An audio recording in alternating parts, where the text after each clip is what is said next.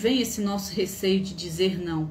Por que que a gente é muito mais propenso a falar sim para as coisas, mesmo quando a gente não quer, mesmo quando a gente não está com vontade? É pagar o preço do excesso do sim, e a gente às vezes falta um posicionamento, uma coragem de dizer não quando cabe o não. E eu tô sempre dizendo para cá que isso vem lá de trás, né, meu povo? Isso é coisa antiga, são os nossos modelos mentais, a nossa criação, a nossa sociedade, o meio que a gente vive. E esse nosso meio, ele foi muito bem encaixotadinho, muito bem organizadinho numa pastinha, em que a gente acreditou que para a gente ser aceito, para a gente ser acolhido, para a gente fazer parte, principalmente dos grupos, família, amigos, sociedade, das pessoas que a gente valoriza ou deseja ter por perto, a gente vem com um programa de que para eu fazer parte, eu preciso dizer sim, eu preciso fluir essa nossa relação, nossa comunicação. Então a gente entendeu que lá atrás, que todas as vezes em que eu me posicionava ou em excesso, ou eu falava não, isso gerava um receio nas pessoas ou no nosso grupo. E aí isso ficou registrado no nosso inconsciente e até no subconsciente coletivo mesmo. Para vocês verem quanto isso é interessante, que próprios grupos, sociedades, regiões, até na nossa região, né, no Ocidente, isso é muito disseminado. E aí toda vez que alguém vem muito bem posicionado, que sabe dizer não na hora certa, geralmente o que a pessoa ou a sociedade identifica? Passa a falar que aquela pessoa é ríspida, que ela é grosseira, ou que ela não tem coração, que ela não tem sentimento, enfim. Então, o nosso receio de romper com as nossas ligações, o nosso medo inato de gerar um mal-estar social, seja com um grupo de pessoas que a gente gosta ou não, ou de maneira em geral, isso faz com que a gente evite o não.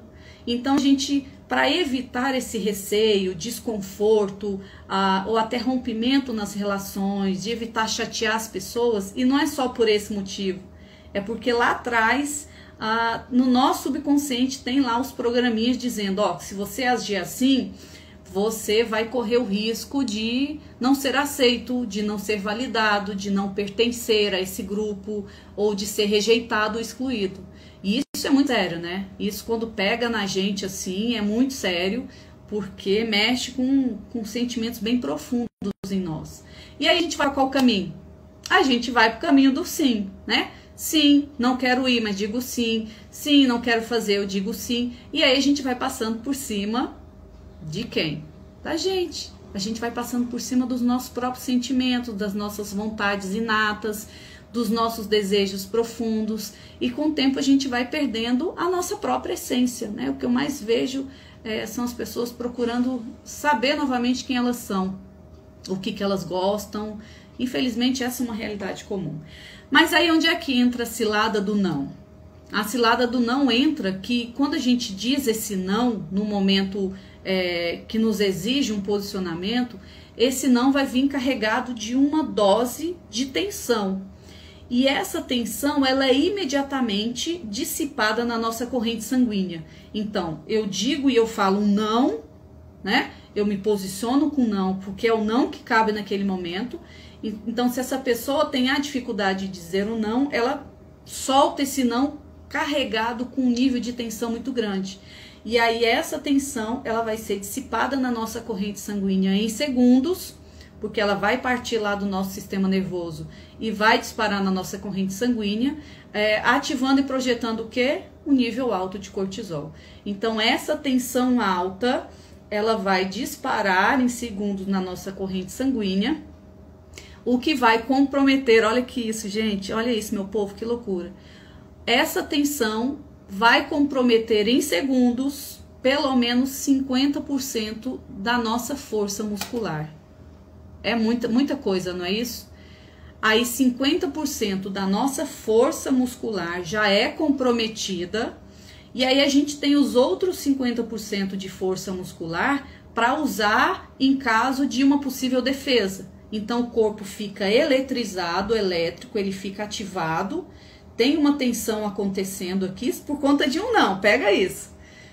E aí esse corpo tá com 50%, então a mente tá hiperativada, a amígdala cerebral tá no modo de defesa, já tá ativado lá uma série de questões. Eu tenho só 50% porque o excesso de tensão já neutralizou 50% da minha força muscular. E aí, um outro caminho, é uma matemática só. E aí, em paralelo a isso, o que está acontecendo? Uma tensão vai gerar emoções, que são físicas.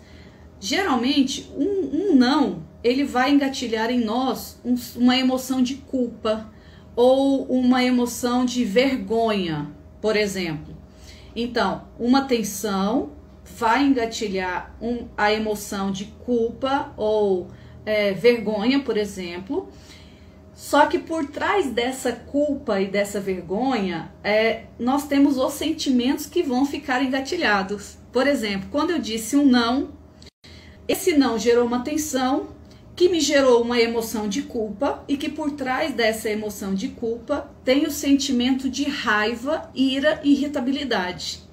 Esse sentimento de raiva, ira e irritabilidade, quando eles são ativados, eles são encapsulados, literalmente. Imagina uma cápsulazinha de um remédio, por exemplo. Ele foi encapsulado. Quando essa raiva, essa ira e a irritabilidade foi encapsulada, ela fica lá armazenada. Então ela fica ativada no nosso subconsciente. Então, só que ela não vai ficar quietinha. Essa cápsulazinha que vai ficar aqui, por conta do não que eu disse, ela está encapsulada. Então, o que o nosso subconsciente vai fazer? Ele vai começar a projetar para o nosso consciente, através de pensamentos e emoções físicas, um alerta, dizendo, ó, tem raiva, tem irritabilidade aqui encapsulada. Quem vai dar conta disso? Alô, consciente. Alô, cabeção, se vira aí. Tem conteúdo reprimido aqui. Se vira. A nossa mente consciente vai fazer o quê? Ela vai tentar buscar caminhos na nossa vida atual, no nosso dia a dia. Ela vai buscar meios de aliviar essa tensão aqui que o subconsciente está lá batendo na porta. Ó, tem conteúdo demais aqui, se vira.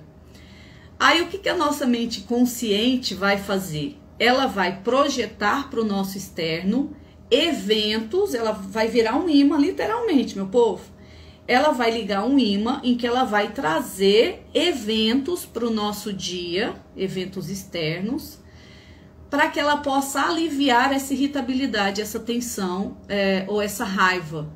Então ela vai buscar meios de extravasar, que é para estourar essa cápsula que foi ligada aqui. E aí onde é que ela vai estourar? Nos momentos que você menos espera. Então, vamos supor que você disse um não bem firme, com muita tensão, com muita culpa e com muito receio para um colaborador seu, ou para um filho, ou para um marido. Nesse momento, você segura a onda, você fala, nossa, fui muito bem, consegui falar um não, tá tudo certo. Não. Mas aí vai chegar lá no final do dia, ou 2, 3 dias depois, esse conteúdo aqui não foi bem administrado, você vai estourar com uma pessoa que não tem nada a ver. E aí você vai estourar no trânsito, ou você vai estourar com a caixa do supermercado, ou você vai estourar com um funcionário seu, ou você vai explodir, virar uma panela de pressão inesperada. E aí você vai falar, por que isso aconteceu?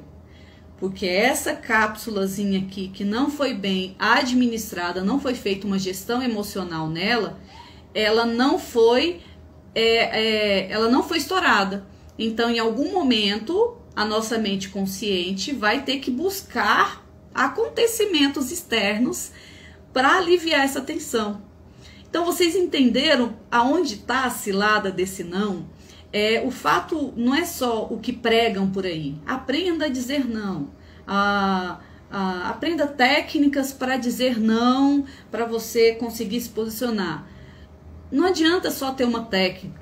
Não adianta dizer o não no nível mental se você não reconhecer quais são os gatilhos que estão sendo disparados no nível emocional.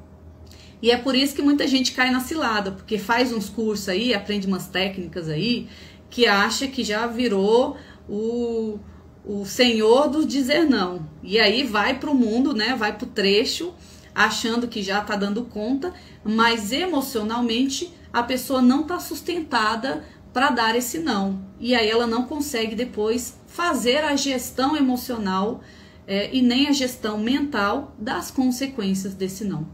E aí é o que muita gente acaba estourando, né? Ficando naquele movimento de ser uma panela de pressão ambulante. E aí, se vocês pegaram essa matemática toda aí, depois que essa pessoa estoura com quem não tem nada a ver, por conta daquela cápsulazinha que estava lá, guardadinha, né, no nosso subconsciente, quando essa pessoa estoura, é pior ainda. Por quê?